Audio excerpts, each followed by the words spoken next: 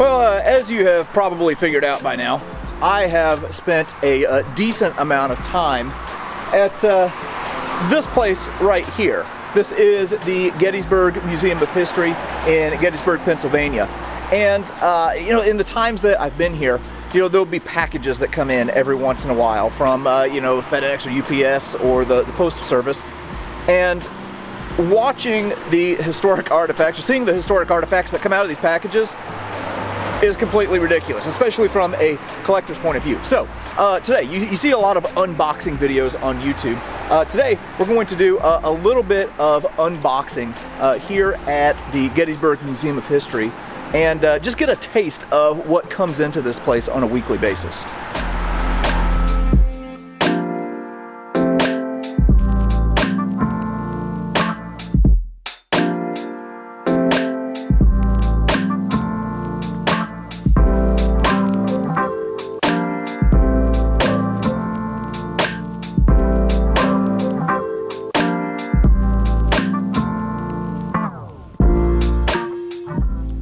People who visit the museum often ask me, how do you get all this stuff? I mean, we have such a wide variety of unique and historic items, and the answer is I work really hard. I have a big network of contacts, and I deal with other dealers, other museums, and sometimes we buy items and sometimes people just send us items. And today, while we were doing a little bit of shooting here, a couple items came in, and JD suggested, why don't you do a good old-fashioned unboxing?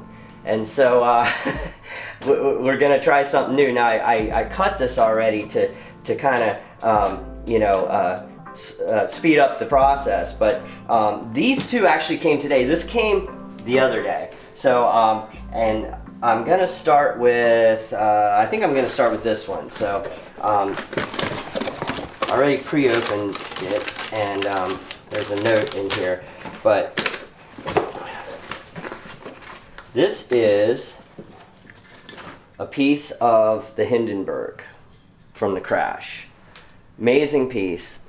This person had sent me an email and they wanted to donate this to the museum, and I checked it out with other known examples, and it's definitely authentic, and there wasn't too many pieces of German Zeppelins in the United States, and it has the same color, and there's the burning of the paint on here, and this guy sent this to the museum as a donation, and he sent me a really nice note. He also sent a couple other things. There's this flight helmet that he sent. Now this is not from the Hindenburg, but he was a paper boy, and he collected a few little things on his paper route. But this was sent back to Akron, Ohio to be studied. The Navy studied it, and one of his neighbors worked on that project, and so he was able to get this piece. When he was a kid, he said he'd had it for over 30 years. Amazing piece. So I'm always interested in this kind of material. We're not just World War II, we're not just Civil War at the Gettysburg Museum of History. If you have a unique piece of history, people save souvenirs for since the beginning of time, and if you have something unique like this, send us an email, info@gettysburgmuseumofhistory.com. Send us an email, send us some pictures. We'll tell you if we like it or not. He sent the history here. Great item. I'm really happy with this, and thank you very much to for the generous donation. This piece I'm gonna open now. I'm going to actually put this in the box so it doesn't get in the way of these other items. Unboxing videos are usually a little awkward, so I'm going to cut this one open here.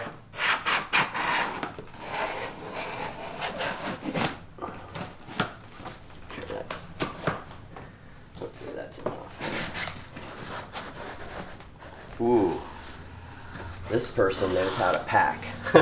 This is a nice pack job here. Wow, look at that. So this is an item I actually purchased. Let me get it out of here. And the second crash relic of the day, kind of going with the theme here a little bit. This is a very nice size piece. of the Red Baron's plane. Dude. Yeah. So it's got an old tag here, and then this is a famous collection, the Werner Voss collection, and it has some provenance here from 1981. But this is actually old provenance from 1918. So amazing piece.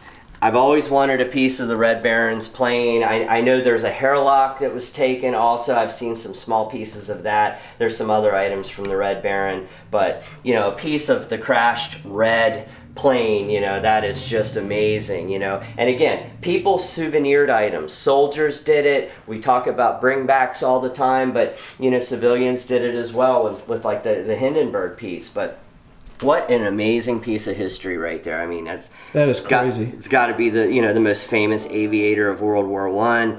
Certainly had the highest kill ratio, or body count, or whatever you want to call that.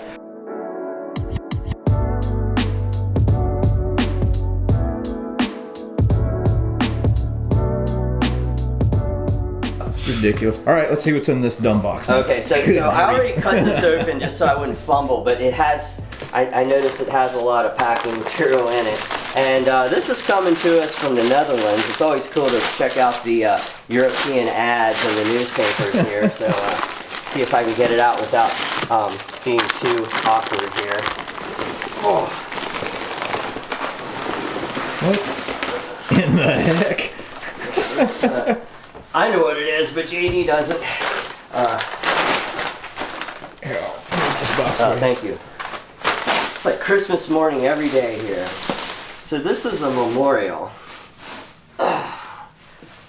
What? For a German soldier that was killed in action. It's very, very cool. Oh, here you go. Holy smokes, man. Yeah.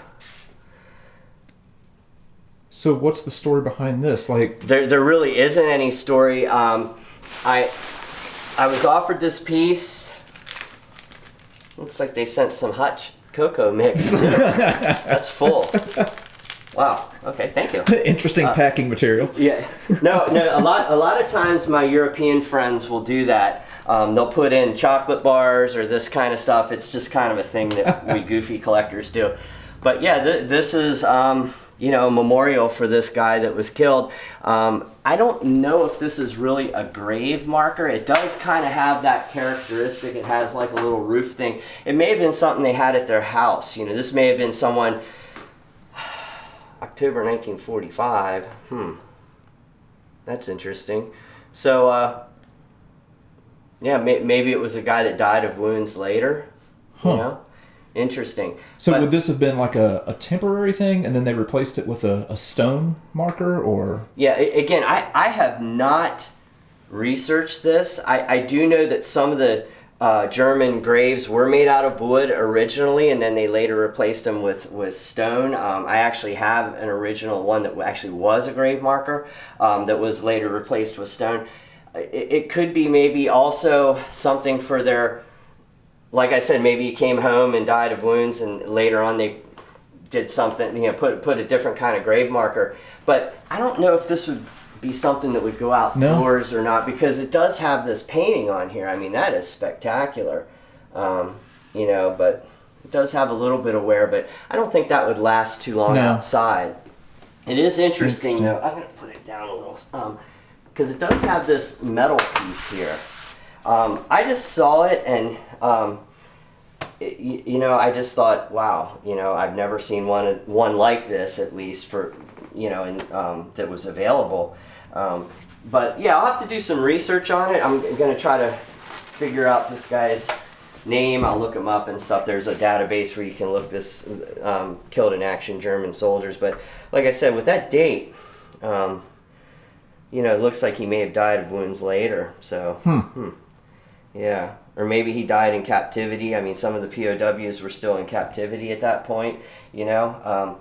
It's just a really neat piece. I mean, you know, when you get a chance to get something this unique, you jump on it, you know, and do the research later sometimes. But, you know, I just, like I said, I've never seen one that really had the religious scene on the other side like that. Yeah, doing the research is part of the fun. Absolutely. Huh. Absolutely. So that's what showed up in the mail today. So again, if you have a unique historic artifact and you want to donate it to the museum and you want other people to learn from it, please send us an email, info@GettysburgMuseumofHistory.com. If you want to sell something, we'll buy items too sometimes, depending on what it is. So yeah, send us an email. We're always looking for new material, and thank you for the donation to the guy with the Hindenburg piece. That was amazing. We've always wanted one of those, but hadn't been able to find one. But yeah, unique stuff for sure.